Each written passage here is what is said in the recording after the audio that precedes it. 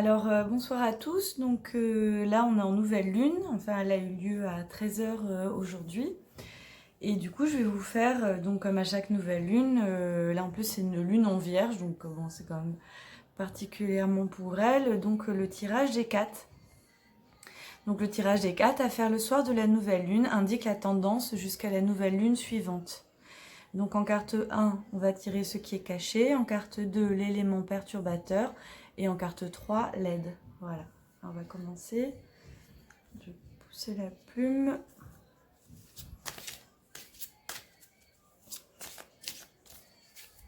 On va voir ce qui sort pour la tendance jusqu'à la nouvelle lune suivante. Vous ne voyez pas mélanger. Voilà. Hop. Et je coupe. Voilà. Alors je vais étaler. J'ai pas trop de place. Je vais étaler là. Donc en premier au milieu, ce qui est caché. C'est ce sur quoi on va travailler pendant cette nouvelle lune en 2. L'élément perturbateur.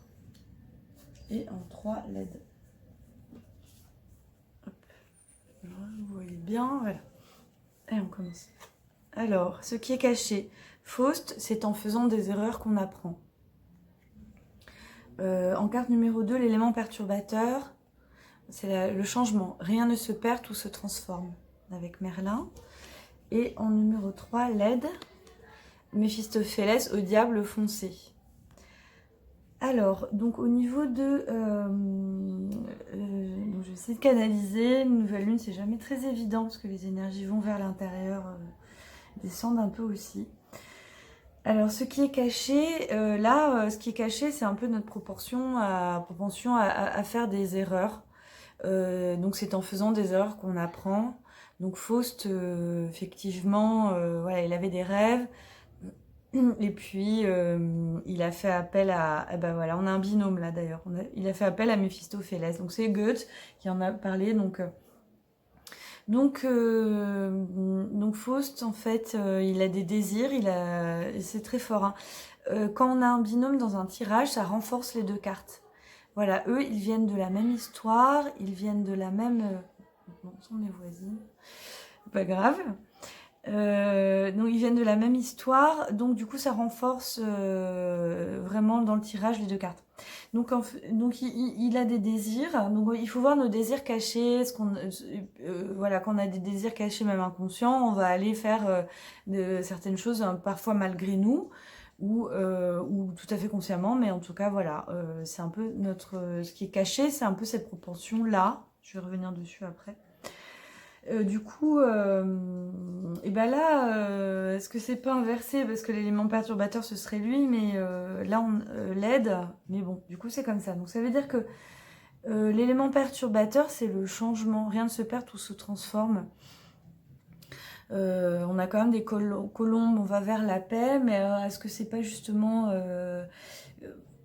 est-ce que le changement, je vois comme ça, c'est-à-dire que comme on est en transition pour un nouvel état d'être, ben, au niveau humain, enfin humanité en ce moment, c'est vrai qu'il y a beaucoup de choses qui bougent, évidemment dû au contexte mondial, hein, qui est un peu fou quoi aussi. Hein. Et du coup, de toute façon, on est tous en train de changer, on a beaucoup de remises en question. En plus, c'est l'automne, c'est cette période-là, c'est la période où on va réfléchir à des choses existentielles en fait. Donc finalement, ça vient... ces erreurs-là, ça vient un petit peu, pas entraver le changement, mais disons que du coup c'est pesant quoi, de changer en étant dans ces états-là. Quoi. Je reviens dessus après, hein. Là c'est vraiment... Je dégrossis un petit peu la lecture déjà. Et l'aide, l'aide c'est d'y aller en fait. L'aide au diable foncé. Donc Méphistophélès c'est un des princes des enfers. J'en parle déjà dans d'autres vidéos, mais c'est un prince des enfers et c'est pas un prince, c'est pas un démon véhément. C'est un démon qui, si tu veux, quand vous faites, quand vous faites vous voulez faire une bêtise, signer un pacte avec le diable aussi, il est là. En fait, il est là, il vous encourage pas, mais il se tient présent pour vous signer le pacte et vous inciter à faire ce que vous voulez faire. Après, bêtise, qu'on entend par bêtise, ce sont des expériences de vie et heureusement qu'on en fait.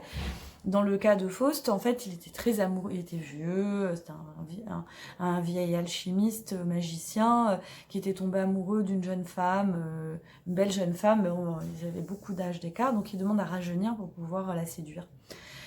Et entre autres. Et du coup, c'est vraiment le centre du mythe, de l'histoire. Et du coup, il invoque le diable, et Méphistophélès vient, et il dit « D'accord, je viens ». Et des très belles illustrations d'ailleurs du conte, avec le cercle magique, quand il invoque. D'ailleurs là, c'est un cercle, un sceau magique à Astaroth. Voilà, donc... il va utiliser la magie pour réaliser son vœu le plus cher, mais évidemment la finalité de l'histoire c'est qu'il a signé le pacte avec le diable et il y perd son âme. Donc en tout cas lui il est là, il va quand même l'aider. Alors bon, qu'est-ce qui est mieux quelque part? Donc faire des erreurs c'est un apprentissage, c'est nécessaire dans le cheminement personnel. Ce qui va perturber, c'est peut-être des désirs, des dissensions entre le désir de ce que je souhaite être et ce que je suis vraiment en l'état actuel. On voit d'ailleurs que c'est une évolution qui est lente, hein. Comme on dit, le papillon, la chrysalide le papillon ne se fait pas en un jour, hein, si je me trompe pas, je sais plus des fois les expressions. Donc en tout cas, ça se fait pas du jour au lendemain, donc dans ce processus de changement vers l'évolution, hein, vers quelque chose de positif, finalement, ça peut aussi ou culpabiliser, ou par rapport à son chemin, dire est-ce que je fais vraiment ce qu'il faut, mais lui du coup en aide, il dit oui il faut, en fait il faut, même si vous pensez que c'est une erreur, même si c'est une erreur, ça fait partie de l'apprentissage et vous n'allez pas perdre votre âme, hein, ça dépend ce que vous voulez faire, hein, évidemment, mais voilà, en fait globalement c'est ça. Ça fait combien de temps? 7 minutes. Je vous fais un petit tirage rapide supplémentaire sur Faust. Allez, on va faire tout le monde. Je ne vais pas vous faire des vidéos trop longues parce que je suis pas sûre que vous suivez juste... Enfin, ça vous intéresse que ça dure longtemps comme ça, mais... Faust, Lilith. Donc, les erreurs que vous faites... Enfin, les erreurs. Ce que vous faites, même si ça peut paraître des erreurs, c'est pour gagner en indépendance. On comprend bien aussi, du coup, le côté papillon, elle...